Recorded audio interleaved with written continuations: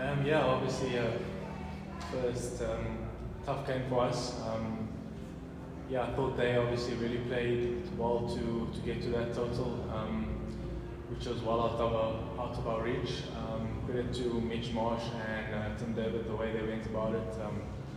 And yeah, I think that partnership obviously put them miles ahead, and yeah, it was just too good for us tonight. And unfortunately, we couldn't string together those partnerships to get us close to that target, which was obviously our downfall tonight. But yeah, really disappointed with the loss. But there's lots to learn going forward. Hi, Reeza. I just want to get your thoughts on what you guys were thinking about going into your innings, obviously after Australia were able to put together over 200 runs. So what was the plan with regards to that? I know you were able to get your half century, but just the thoughts when you guys were approaching the innings.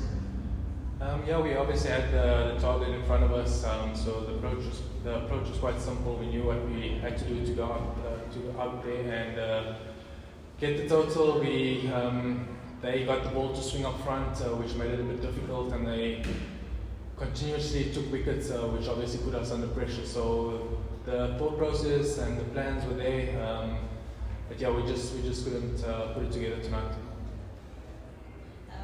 Before we take the next question, just a reminder to those online just to indicate by raising your hand if you'd like to ask a question. Let's continue the floor. Reeza,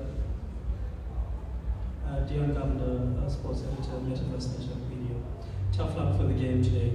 However, the Australians had you beat on pace, bowling, fielding. What have you taken, or what has the team taken from the experience with the Australians? And was batting second a poor option? I wouldn't say it's a poor option, no. The captain decided on that, and as a team we bought him. Again, coming back, I thought we actually bowled nicely. We got wickets when needed. They came out with intent. They put us under pressure, but we always felt we were in the game by taking wickets. However, obviously that partnership of Mitch Marsh and Tim David put them in a good position. But I thought the guys really bowled well. They kept coming. The effort was unbelievable. They kept taking wickets, and the guys in the field, yes, there were a few mistakes, but I thought in general was I would say a decent performance out in the field. And yeah, obviously batting, there's not much to talk about. We were just lacking with partnerships. Yeah, had we managed to get 2 or 3 partnerships going, I'm sure it would have been a different game here, but it wasn't to be tonight. One last one from the floor before we go online.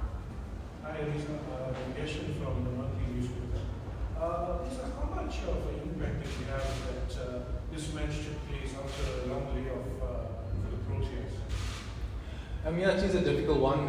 It's always good to be playing cricket. It's not quite the same when you're training and you're in the nets. Yeah, you can work really hard in the nets and away from the actual game, but it's a lot different when there's game time behind you. And yeah, I suppose it could have a part to play, but in saying that, we were really well prepared. We had a good winter of camps and preparation leading into this. Yeah, I think it was just one of those nights here, which is quite disappointing. Thanks. So we'll go online. We'll go to Zakia, then for those. As Reeza, just a question. Can you give us a little insight into the selection of the side? Tell us, the T20 side has generally played 2 spinners in the past, and somebody like Bjorn bowling in the power play, but it's all seam up and try and go as fast as you can in that power play, which was about 70. Yeah, Bjorn obviously has done good things in the past with the new ball in particular.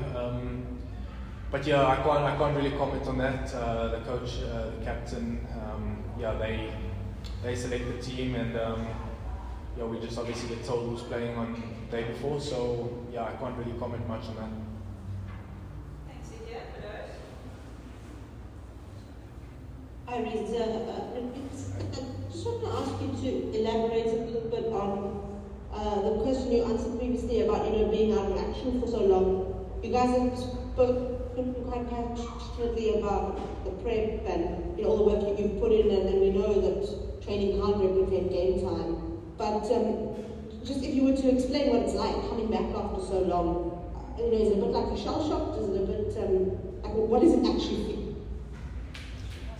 No, I wouldn't say it's a shell shock. It's just, it's hard to put in words. It's just a bit different, obviously, with the competitiveness, the intensity. You can't obviously replicate that in training, especially when you're training amongst your own. It's just completely different. It's hard to, like I said, it's hard to put in words, but just the intensity and the competitiveness against a different country. It's obviously something. When you're playing more often, you kind of get used to it, and you're kind of in tune with all of that. We haven't played leading up to this, so which made it a bit difficult. Thanks. And then we'll go one more from online. Thanks, Lucy. Hi, Reeza. A good run of form continues for you in this format and in white ball cricket in general. What are your thoughts on where your game is at the moment, and just touch on the importance of having good form leading up to the World Cup? I'm obviously quite happy to have contributed somewhat tonight. Whenever you walk on the field, you try and score runs. So I managed to do that tonight. Obviously, there weren't partnerships around me to take the team over the line. It's always good to find some form and continue with it in some way. And it's really important, obviously, leading to the World Cup as a squad, as an individual. Leading up form's always good in big tournaments. So we'll be working towards that, and hopefully come then it will be a different situation. Thanks. Okay, we will take one very last question this evening from Mike. Thanks, Lucy. Reeza, you obviously talked about, perhaps, it's a challenge, to come in a bit cold, and replicate, the intensity on the training field in the heat of the moment. But just in terms of the rest of the series, do you think it actually helps that there's such a short turnaround between games? It's almost like helps you sort of like immediately forgetting what's happened in this game. Yeah, with the quick turnaround, we obviously have to put tonight behind us and look ahead come Friday. It's another opportunity for us to improve. I think we're obviously not using the lack of game time as an excuse, but we're definitely looking forward to the next game, and obviously a lot of room for improvement come Friday. Thanks, Mike.